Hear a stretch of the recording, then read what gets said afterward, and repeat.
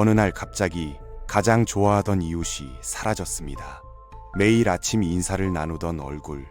30년 동안 같은 동네에 살며 세금을 내고 아이를 키우고 작은 가게를 운영하던 그 사람은 그날 이후 흔적도 없이 사라졌습니다.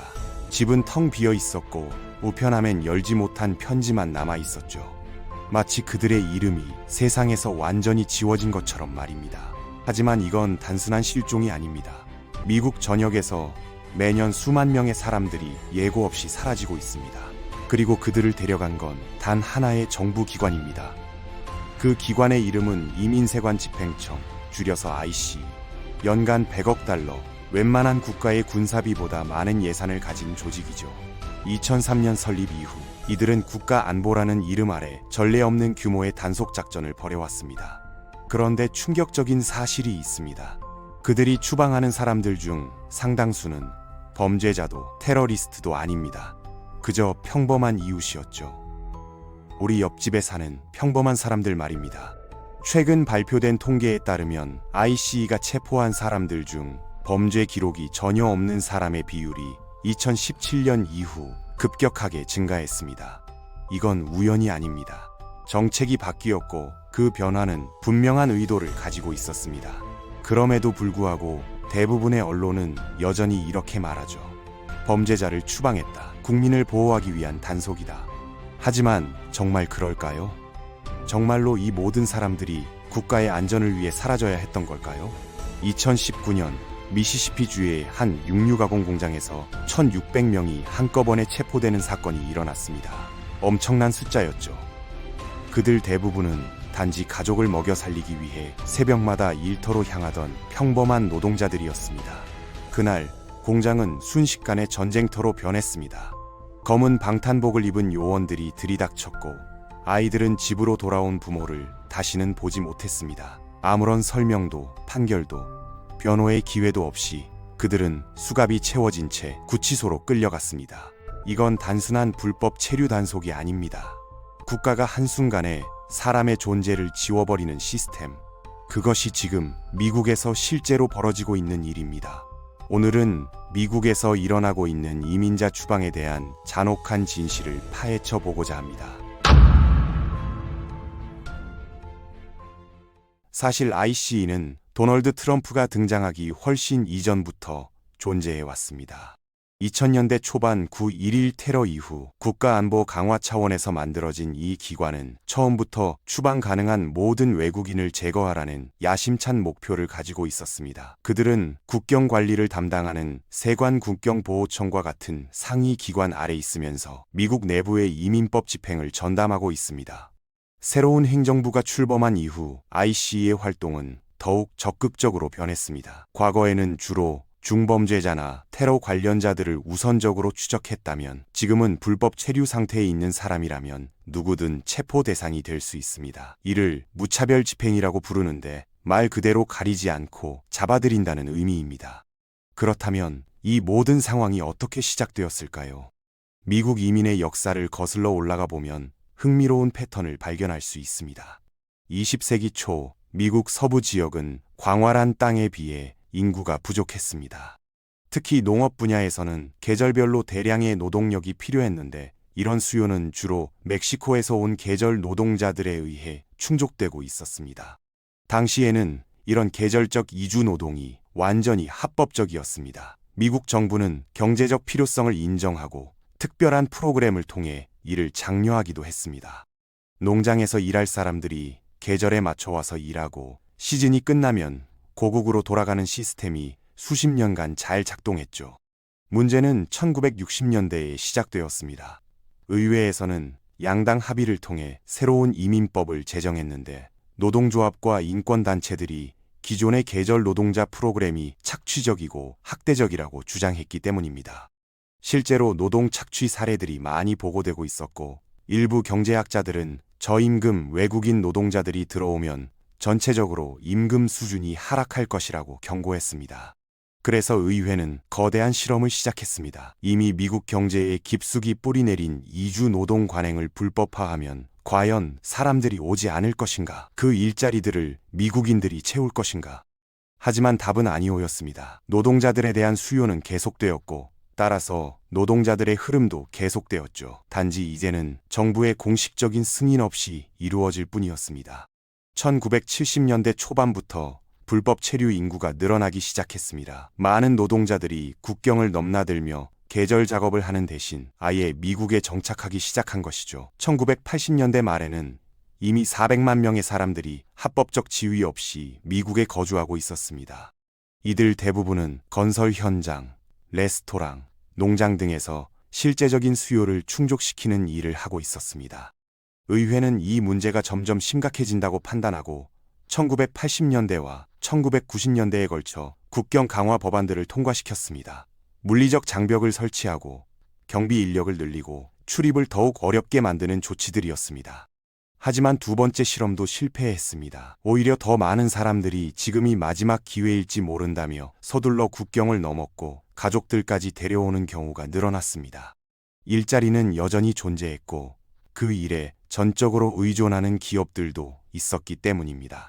결국 많은 이주 노동자들이 더 이상 이주 노동자가 아닌 정착민이 되었습니다. 그들은 미국에서 가족을 이루고 삶을 꾸려가고 세금을 내고 지역사회에 뿌리를 내렸습니다. 사실상 미국인이 된 것이죠. 2000년대 말에는 그 수가 1000만 명에 달했지만 여전히 합법적 지위는 없었습니다. 미국 농업 노동자 통계를 보면 이 상황이 얼마나 아이러니한지 알 수 있습니다.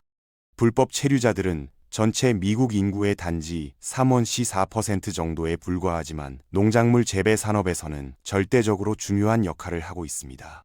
우리가 먹는 음식의 상당 부분이 입국 허가를 받지 않은 사람들에 의해 재배되고 가공되고 있는 셈이죠. 이는 농업뿐만 아니라 조경, 가사 서비스, 청소, 건설 등 다양한 분야에서 나타나는 현상입니다. 전체 인구의 3대 5%에 불과하지만 이들은 특정 산업노동 인구의 거의 4분의 1을 차지하고 있습니다. 이는 법률 시스템이 제공하는 것과 경제가 제대로 기능하기 위해 필요한 것 사이에 엄청난 격차를 보여주는 대표적인 사례라고 할 수 있습니다. 미국의 이민 정책을 방에 있는 4개의 문에 비유해 볼 수 있습니다. 각각의 문은 미국으로 들어오는 합법적인 경로를 나타내는데 고소득 전문직 근로자를 위한 문, 합법 체류자 가족의 후원을 받는 문, 1% 미만의 당첨 확률을 가진 추첨제도, 그리고 위험이나 박해를 피해온 난민들을 위한 망명제도가 있습니다. 문제는 이주 노동력에 의존하는 경제 현실에 비해 저임금 근로자들을 위한 합법적 경로가 전혀 없다는 점입니다. 건설 노동자, 농장 노동자, 레스토랑 직원, 호텔 청소부들을 위한 5번째 문은 존재하지 않습니다. 대부분의 미국인들은 법을 잘 지키는 선량한 사람이라면 세금을 내고 지역사회에 기여하면서 간단히 시민권을 신청할 수 있다고 생각하지만 실제로는 그렇게 작동하지 않습니다. 1990년대 말 즈음에는 대량 추방에 집중하고 모든 사람을 쫓아내는 대신 이 사람들이 합법적으로 거주할 수 있는 방법을 제공하고 그들의 필요성을 인정하려는 정치적 의지가 실제로 존재했습니다. 더 이상 그들이 그림자 속에서 살지 않도록 하자는 움직임이었죠. 조지 부시 대통령은 당시 이러한 이상들을 받아들이는 모든 이민자는 우리나라를 더욱 미국답게 만들 뿐 덜 미국답게 만들지는 않습니다. 라고 말했습니다. 그런데 2001년 9월 11일 모든 것이 바뀌었습니다. 세계무역센터에 비행기가 충돌하면서 갑자기 보안 문제를 고려하지 않고는 이민에 대해 이야기하는 것이 불가능해졌습니다.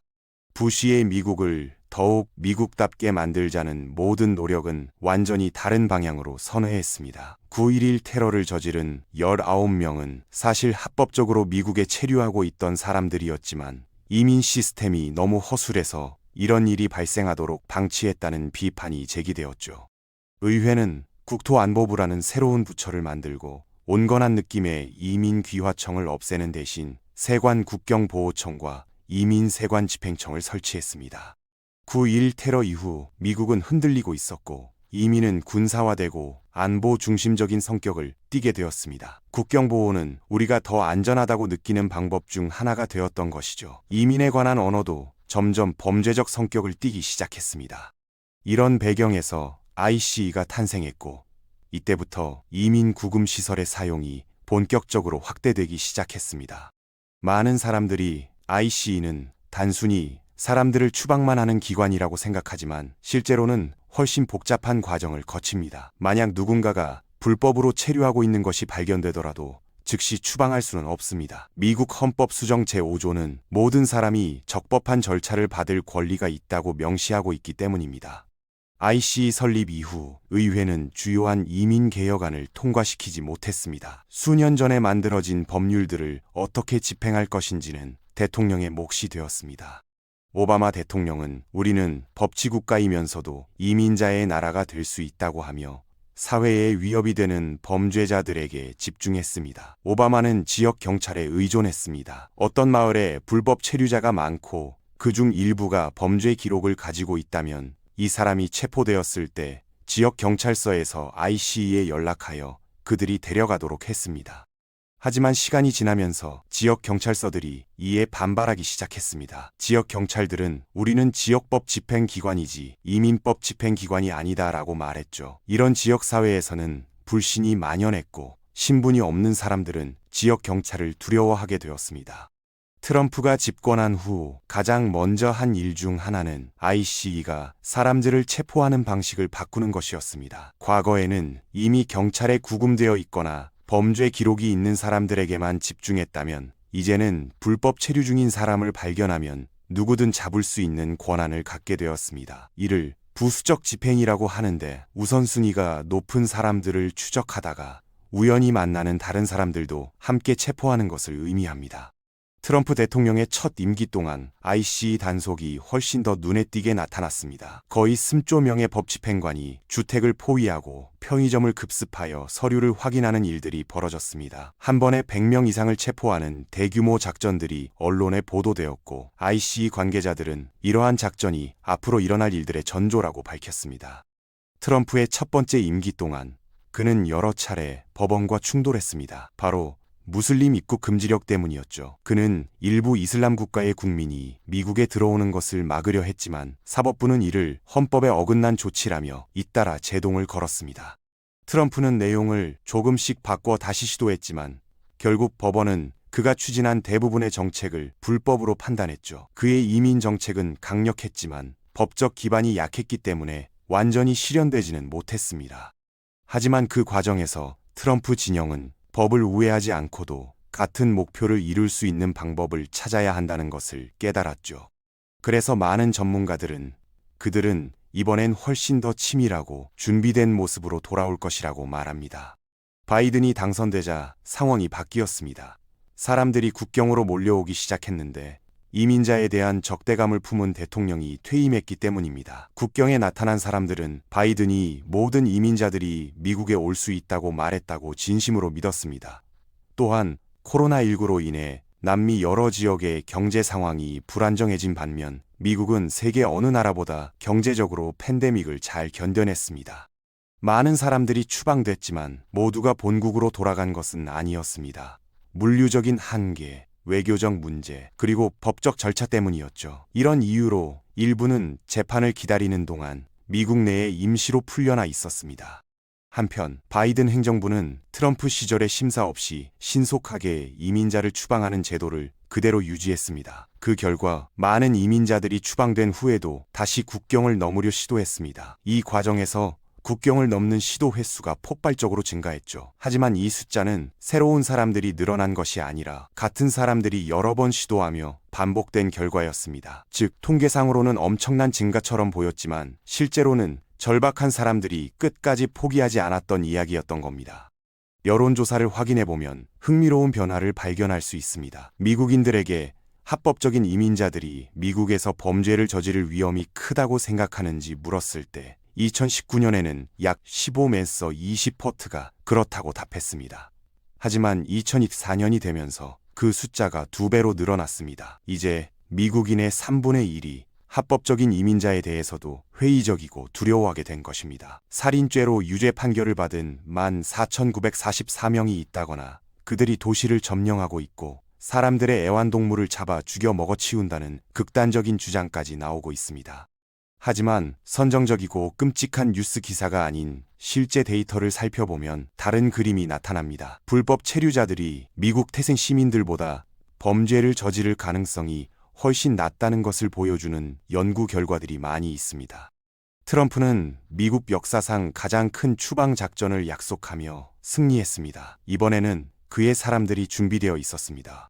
트럼프는 취임 첫날 국경에 대한 국가 비상사태를 선포했습니다. 군대를 그곳으로 보내고 난민 프로그램을 동결하고 망명을 중단시켰죠. 갱단원을 추방하는 것을 정당화하기 위해 18세기의 전쟁법을 부활시키고 적법 절차 없이 사람들을 추방하는 것을 훨씬 더 쉽게 만들었습니다. 몇 가지 허점들과 법을 최대한 해석하는 방법, 심리를 거치지 않는 등의 방법을 통해 이런 일들이 가능해졌습니다.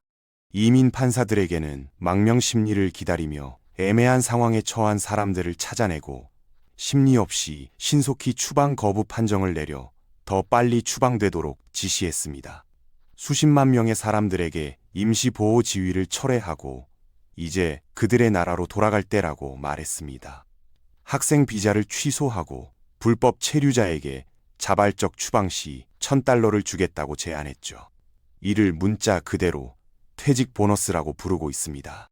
트럼프의 목표는 취임 첫 해에 100만 명을 추방하는 것이었습니다. 하지만 문제가 하나 있었습니다. 사람들이 국경에 오는 것을 멈췄던 것입니다. 최고 추방자였던 오바마도 절정기에 40만 명을 추방했는데 그중 상당수는 국경 출신이었습니다. 하지만 이제 국경으로 오는 사람이 거의 없으므로 목표를 달성하려면 내륙 지역에 집중할 수밖에 없죠. 트럼프 행정부는 대량 추방 작전을 본격적으로 시작했습니다. 연방 요원들이 전국 곳곳에서 급습을 단행했고 ICE는 더 이상 학교나 교회 같은 민감한 장소를 피하지 않겠다고 선언했죠. 이제는 누구든지 어디서든 단속의 대상이 될 수 있었습니다. 심지어 합법적인 체류 신분을 가진 사람들조차 체포나 구금의 위험에서 자유롭지 않았습니다.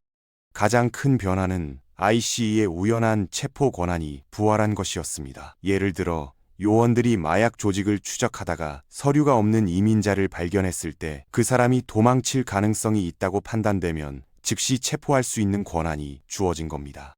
하지만 문제는 인력이었습니다. ICE는 이 방대한 단속을 수행하기엔 인원이 턱없이 부족했죠. 그래서 트럼프는 다른 연방 기관에서 수천 명의 직원을 차출해 작전에 투입했습니다. 그 결과 단속은 사실상 전국적인 급습 작전으로 확대됐습니다. 레스토랑, 공장, 심지어 주택가까지 예외가 없었죠. 한 식당 종업원은 그들이 총을 들고 들어와 얼굴을 가렸다고 증언했고 한 공장에서는 직원들의 가족이 누가 잡혀갔는지 몰라 공포에 떨었다고 말했습니다.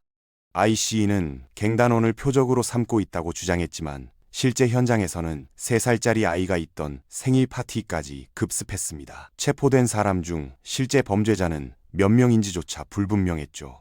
더 충격적인 건 단속 대상이 불법 체류자만이 아니었다는 점입니다. 일부는 그린카드를 가진 합법 이민자였고 어떤 경우에는 요원들이 사람을 묘지로 데려가 폭행했다는 보고까지 나왔습니다. 또 몇몇 사람들은 자기 나라가 아닌 전혀 다른 나라로 추방됐고 심지어 법정 심리에 성실히 참석하고 헌법이 보장한 절차를 따르던 사람들까지 예외 없이 추방당했습니다. 2025년 3월, 다니엘은 구금되었습니다. 그는 그린카드 소지자, 즉 합법적으로 미국에 거주하던 사람이었습니다. 어렸을 때 이곳으로 이주해 자랐고 성인이 된 뒤엔 사업체를 운영하며 사람들을 고용하는 고용주이기도 했죠. 하지만 그에게는 아주 오래된 전과가 하나 있었습니다. 10대 시절 차 안에서 소량의 마리화나가 발견된 적이 있었던 겁니다. 그 일은 수십 년 전의 사소한 사건이었지만 ICE는 그것을 이유로 그를 구금했습니다. 다니엘은 재판을 기다리는 동안 민간 회사가 운영하는 이민 구금 시설에 수감되었습니다. 그가 그곳에서 겪은 일들은 믿기 어려울 정도였습니다. 음식은 끔찍했어요. 우유는 상했고 빵에는 곰팡이가 피어 있었죠. 2달도 안 돼 몸무게가 16kg 이상 줄었어요. 정신적으로 완전히 무너졌습니다.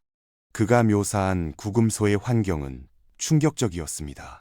샤워실은 더럽고 파리와 모기가 들끓었어요. 시트도 매트리스도 없이 바닥에서 잤죠. 경찰들은 우리에게 이렇게 말했습니다. 당신들에게는 아무런 권리도 없어.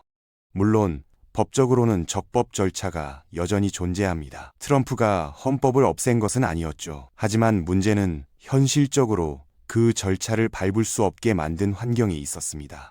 다니엘은 재판에서 이길 가능성이 충분했습니다. 그의 아내는 미국 시민이었고 그는 합법적인 영주권자였기 때문이죠. 그러나 그의 변호사는 말했습니다. 소송 절차를 거치면 최소 몇 달, 길면 1년 이상 걸릴 겁니다. 그 말은 곧 그 오랜 시간 동안 끔찍한 시설에서 견뎌야 한다는 뜻이었습니다. 그래서 다니엘은 결국 포기했습니다. 이대로는 버틸 수 없다고 판단한 거죠. 정부와 ICE는 이 사실을 알고 있었습니다. 그들은 사람들에게 실제로는 선택권이 없다는 것을 압니다. 고통과 절망 속에서 대부분은 결국 자발적 추방에 동의하게 된다는 것을 말이죠. 트럼프가 취임한 직후 그는 전국적인 단속작전을 지시했고 그렇게 대대적으로 움직였음에도 불구하고 정작 목표했던 추방 수치는 달성하지 못했습니다. 그만큼 현실은 쉽지 않았던 겁니다. 이때 트럼프의 이민 정책을 설계한 핵심 인물 스티븐 밀러가 새로운 방침을 내렸습니다. 그는 ICE에 체포 할당량을 부여한 것이죠. 우리는 매일 최소 3,000명을 체포해야 한다. 그가 설정한 이 목표는 엄청난 수치였습니다. ICE의 임원 규모를 고려하면 하루 3,000명을 잡아들이라는 건 사실상 불가능한 미션이었습니다. 그 결과 요원들은 엄청난 압박감 속에 놓이게 됐습니다. 단순히 법을 집행하는 것이 아니라 숫자를 맞춰야 하는 일로 변해버린 겁니다. 시위 현장을 지나가던 한 남성이 ICE에 체포됐다. 한 여성은 아이들을 학교에 데려다 주던 중 아이들 앞에서 체포됐다. 이런 사건들이 잇따라 보고되기 시작했습니다. 할당량을 채우기 위해 ICE는 진짜 추방 대상자를 찾는 일보다 추방할 수 있는 사람을 만들어내는 일에 점점 더 집중하게 된 겁니다. 하지만 이 이야기의 전반부를 들었다면 예측할 수 있었을 문제가 있습니다. 바로 미국 경제에 이런 사람들이 필요하다는 것입니다. 트럼프의 핵심 지지자인 기업주들과 기업들이 트럼프가 자신들의 직장을 약탈하고 근로자를 추방하는 것에 대해 매우 화를 내기 시작했습니다. 그들은 트럼프의 공격적인 정책이 오랫동안 근무한 훌륭한 근로자들을 빼앗아 간다고 주장했죠. 얼마 지나지 않아 ICE 감독관들에게 한 통의 이메일이 전달됐습니다. 내용은 단속 방침의 변화를 알리는 것이었습니다. 농장, 식당, 호텔 같은 일터에 대한 급습을 중단하고 범죄와 관련 없는 사람들을 체포하지 말라는 명령이었죠. 겉으로 보기엔 완화된 조치처럼 보였습니다. 하지만 현실은 달랐습니다. 범죄와 관련 없는 사람들이라는 말은 사실 단속 중에 우연히 마주친 아무 이민자를 뜻하는 ICE 내부의 표현이었습니다. 즉, 표적은 여전히 모든 이민자들이었던 겁니다. 실제로 데이터를 보면 범죄 기록이 없는 사람에 대한 체포는 일시적으로 줄어든 듯 보이지만 결국 다시 늘어났습니다. 왜냐하면 요원들은 여전히 체포 실적을 채워야 했기 때문입니다. 마리아는 그 표적 중 한 명이었습니다. 수십 년 동안 이곳에서 가족을 키우고 일하며 살아왔지만 이제는 단지 추방 대상으로 분류되었습니다. 이 행정부는 그녀와 같은 사람들을 다시 재브랜딩했습니다. 당신은 정의상 범죄자이므로 추방 대상이다. 과거엔 미국 사회가 그들을 필수 노동자로 보았다면 이제는 위험한 존재로 낙인 찍고 있는 것입니다. 수십 년 동안 정부는 그들이 미국 사회를 떠받치고 있다는 걸 알면서도 모른 척했습니다.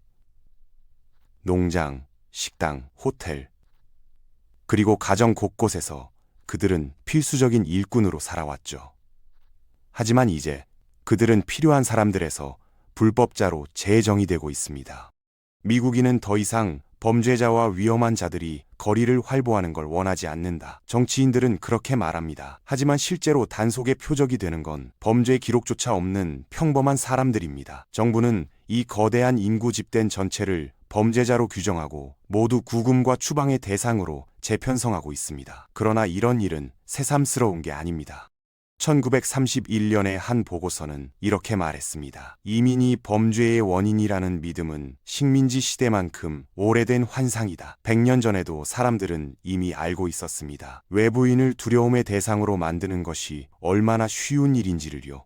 최근 의회는 ICE의 예산을 또 한 번 증액했습니다. 더 많은 인력, 더 많은 단속, 그리고 더 많은 추방이 다가오고 있습니다. 그 결과 수많은 가족이 헤어지고 공동체가 무너질 것입니다. 그들 중 일부는 범죄자일지 몰라도 대부분은 그저 평범한 이웃입니다. 아이러니하게도 지금 이 단속을 주도하는 행정부는 이민자의 아들이 이끌고 있습니다. 그는 이제 같은 뿌리를 가진 사람들에게 문을 닫으라고 명령하고 있는 것이죠. 조지 W. 부시는 한때 이렇게 말했습니다. 이민자가 우리 사회의 이상을 받아들인다면 그들은 미국을 덜 미국적으로 만드는 것이 아니라 더욱 미국적으로 만든다. 하지만 지금의 미국은 정반대의 길을 걷고 있습니다. 트럼프가 외쳤던 요새 미국은 단순한 구호가 아니라 현실이 되고 있죠.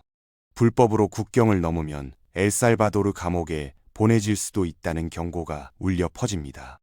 이제 사람들은 더 이상 미국을 자유의 등대로 바라보지 않습니다.